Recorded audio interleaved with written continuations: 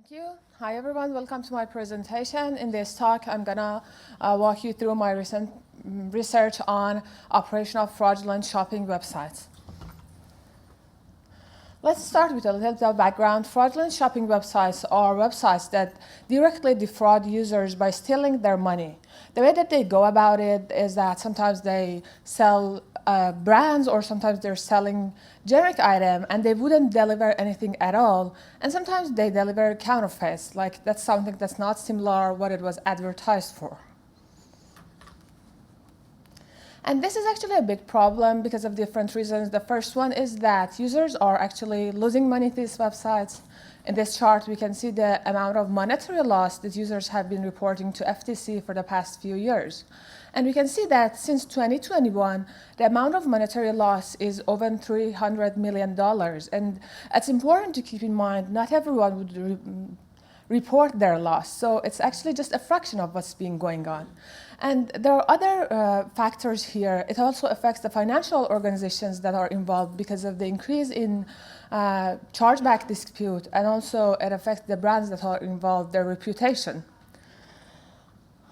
With that being said, there are research growing in this area, but the main theme of research in this area is that where researchers focus on collecting data from different sources and manually crafted features, do the feature engineering part and train machine learning models to detect these websites. But there are some flaws with these methods because these are the features that can be easily manipulated, meaning that the attacker can tweak their websites and change those features to bypass this detection mechanism. So it is important for us to have a more deeper understanding, to understand their infrastructure, who is the merchant that's connected to these websites, and how do they operate to stay under the radar. To answer this question, we need to understand how a shopping website works. A fraudulent shopping website, the way that it works, when an actual customer or internet user go to the website, add something to their cart, and go to checkout page, they have two options to complete the purchase, like to complete their purchase. They either can pay through the credit cards or available payment processors such as Google Pay, Apple Pay, or PayPal. And the way that these payment processors understand who is the actual person or entity that this money is going to be funneled to is through use of a unique identifier that's called merchant IDs. With that understanding, we want to use that information to answer two main questions in this research. We want to know how these websites make their money using these payment processors, and how do they manage to stay under the radar and not getting detected. And the second question is that, can we use that information to kind of detect these websites more proactively? Because of the time limitation in this talk, I'm just going to walk you through the first question. And we do our investigation by looking at these websites from the payment processor's point of view to understand their method of making money and use that information to link these websites together. We start our process by manually investigating these websites, the same way that the actual customer would go. They would, toward the end of their purchase, when they want to complete the process, they would go to the checkout page, and if a payment processor option is available, that's where the merchant ID is there. The merchant ID is usually embedded in the source code of the payment processor page or in the URL.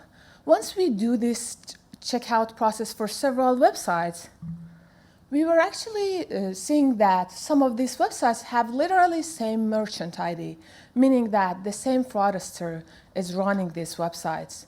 And it suggests that this is something that's orchestrated at large scale. The other observation that we have is about the evasion technique that they use. We were observing that once we land to the checkout page, and if there's a payment processor button, when we click them, for some of the cases, before they actually land to the payment processor page, a redirection happens. The nature of this redirection is for hiding the initial websites from the payment processor page, because if the payment processor eventually would see that there's increase in chargeback for these websites, they can look back and just see the website that was sitting in the middle. They can't see the initial websites. It's kind of using as obfuscation mechanism. But we need to capture all this information at large scale. That's why we propose SCAMMAGNIFIER pipeline. For this pipeline, we start by collecting newly registered domain daily, and at the same time, we save every information of the website, like their whois information, their content, and their screenshot. And we use a machine learning-based classifier to detect whether this website that we're seeing is a legitimate one or is a fraudulent website. If we detected that this website is a fraudulent one, we would complete like have our main component where we do emulate the auto checkout process. Whereas like we have a crawler that would do everything that the actual human do when they interact with the website. They would open the domain, find a product link, and click on that. If there's any form in the middle that needs to be filled, our auto checkout emulator would do that. And if we reach the payment processor button, it would click on that and capture the merchant ID that we just talked about. We also collect other information like all the screenshots that happened in the middle and the performance log. Performance log is a record that kind of saves how our crawler interacted with this website, meaning it has response code, error, or any redirection that might have happened in between. We run our pipeline for 13 months, and during this period, we collected over 1 million shopping websites, out of which about 46,000 are labeled as fraudulent website, and for about 41,000, we completed the auto checkout process. And we ended up with 5,278 merchant IDs. Looking into the merchant IDs and their websites that are collected to them, it confirmed our initial finding about the reuse of the merchants. And also, we see common domain registrar and hosting provider. The other observation that we have is about the similarity of these websites. Like here, we can see some of the samples, and we see that there is much more. So because of the space limit, unfortunately, we can look into a few samples. Not only they have the same template, they reuse artifacts, whether it's textual or image-based. And for some, their URL are also very close to each other. They're literally different in just one character. But how actually connected they are? Here in the graph on left, we can see the connectedness of the domain that we collected during that time and the merchants associated to there. The merchants are the nodes in yellow. And we noticed that among all these merchants, more than half of them are related to a single payment processor. So we collaborated with the payment processor and shared 2,700 merchant ID with them. And they were able to look back into historical data and see what were the other domains that are connected to these merchants that were before we start our data collection.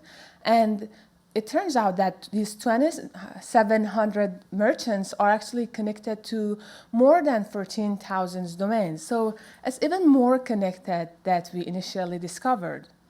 Actually, 54.5% of these domains are running by only 10 merchants. So overall in this research, we showed and emphasized the fact that this is not an ad hoc cybercrime. This is something that's campaign-driven and is orchestrated at large scale. And using that information and the connection that we just talked about, we have a browser extension that works as a proof of concept that we can improve detection rate if we use that connectivity information. Please refer to the paper for the detail of that extension. And more importantly, it calls out the necessity for cross-organization collaboration, as if this collaboration happens, these platforms and payment processors can ban the bad actors much sooner and avoid a bad actor to have hundreds of or thousands of websites to abuse their platform and lure victims. Thank you for listening to my presentation. If you have any question, I can take your question.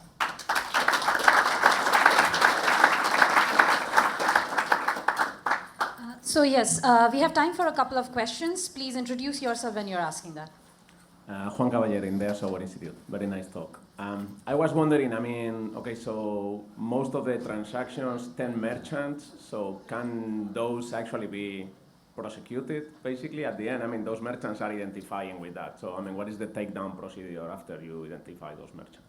I'm not sure if I get your question. Okay, what can you do once you have, so there's like 10 merchant IDs, right, that are responsible for most of this, right? And I'm guessing those merchants have to be identified with like the payment processors, for example. Okay, so is there like a follow-up legal action on those, right, against those merchants? Do you know? Yeah, we shared our findings with the payment processor. They confirmed our findings, and they are taking actions toward that. So yeah, they're kind of like blocking those merchants. Any further questions? Yes, please go ahead. Hey, thanks, Abhididis from Georgia Tech. On your second step of the methodology on the filtering, how do you know you're not filtering out potentially other malicious websites that the actors are not serving you the right features to be able to classify them as malicious? Did you do any analysis on potentially false negatives you have there? Yeah, we manually analyzed 1,000 of those websites and confirmed that among those we have only 23 false positive. But regarding the false negative, there's always room for improvement. And the data is just too large to analyze all of them and understand. But the detection rate overall, by running our browser extension for some time, seems very promising and much better than currently like off-the-shelf browser extension that's called Netcraft. All right, thank you. Great. I have a quick question. You mentioned that you collaborated with a payment processing system. So any privacy or security concerns on that side? They would share the encrypted version of the data with us, so we don't have access to the actual. The merchant ID is something that's public. Anyone can go crawl them. Once we share them that data, if we want anything back, we don't get the actual data. It's just encrypted information. Great, thank you. It's a great work. Let's thank again, Marzi. Congratulations on your graduation.